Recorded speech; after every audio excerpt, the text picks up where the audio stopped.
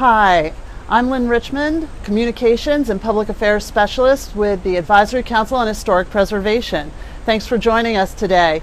We're here at the Chesapeake and Ohio Canal National Historical Park in Potomac, Maryland. And joining me today is Ranger Geoff Suter. We're celebrating the 102nd anniversary of the forming of the National Park Service. Geoff, why is it important to preserve historic sites like this? Well, I think it's kind of a record of who we have been and who we are as a people. In the case of this particular site, we're a national historical park, but we're also a natural park. We're also a recreational park. We stretch along the Potomac River for 184.5 miles. That's basically a river landscape that's preserved on that side of the Potomac. So, and we're a huge recreational resource really close to a major urban area. So, how is this place historical? Can you tell us the background of the park? Well, we are the Chesapeake and Ohio Canal National Historical Park, and our reason for being is to preserve the remains of the Chesapeake and Ohio Canal, which ran along the Potomac River from Georgetown in Washington, D.C. up to Cumberland, Maryland.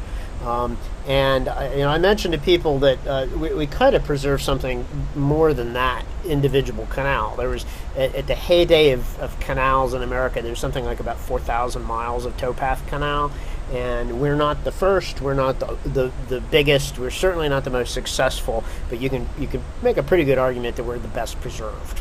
So we show what places like the Erie Canal look like when they were first built.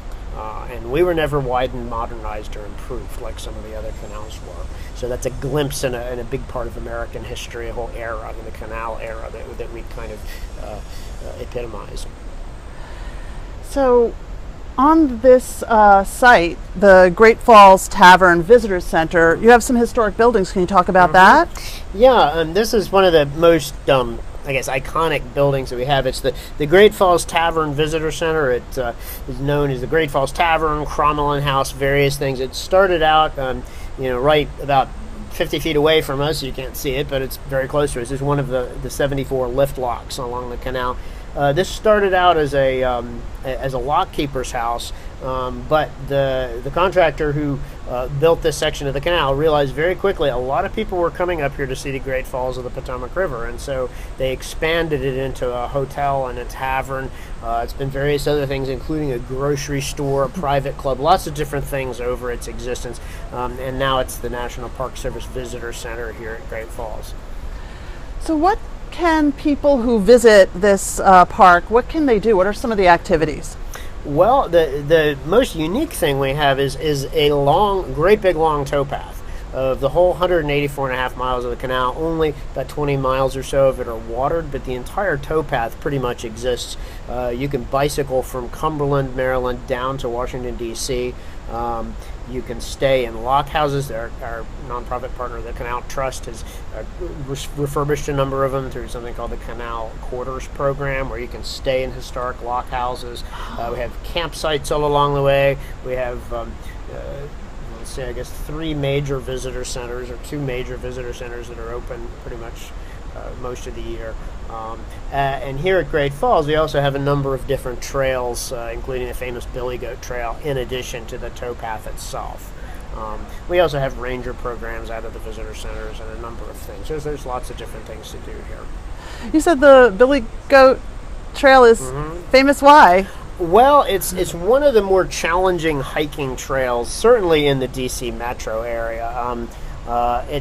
You don't need special equipment to do it, but it is pretty strenuous. You need good hiking boots and plenty of water, and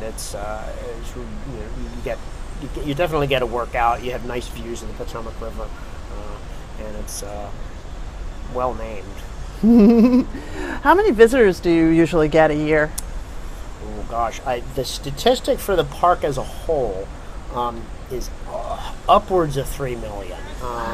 We're actually one of the more heavily visited national parks, probably because we are in a major urban area and because we have so much local support. Now a lot of those million quote visitors are people who go walking every day after lunch, in Georgetown along the towpath, or go for a run, or walking their dogs here at Great Falls. But we have visitors from all over the world here. This is a very favorite place for out-of-town guests, for people in the D.C. area. And this is, especially with Great Falls, it's something that people are not expecting to see this close to a major city.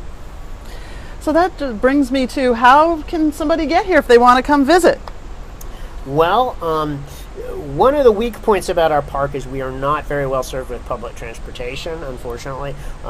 But we are pretty easily accessible by road. Our address is 11710 MacArthur Boulevard, Potomac, Maryland. If you're searching on a search engine or something, make sure you put Maryland in the name. We do have a sister park over on the Virginia side of Great Falls, which is at least a half-hour drive away if you wind up in the wrong side of the river. That's the one that's officially called Great Falls Park, where the Chesapeake and Ohio Canal.